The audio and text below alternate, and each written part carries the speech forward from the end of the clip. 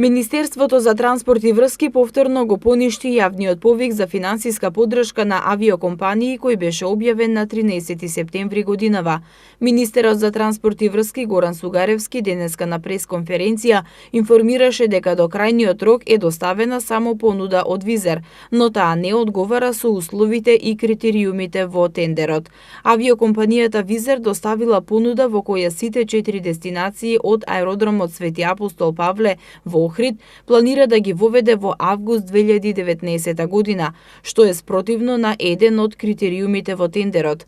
Министерот информира дека по итна постапка ќе достави до владата информација со која во најкраток рок ќе се усвои неопходната уредба и веднаш потоа Министерството за транспорт и врски ќе објави нов јавен повик. Сугарески нагласи дека нема никаква тенденција во поништувањето на тендерот и ги отфрли шпекулациите дека тендерот се мести за Air Albania.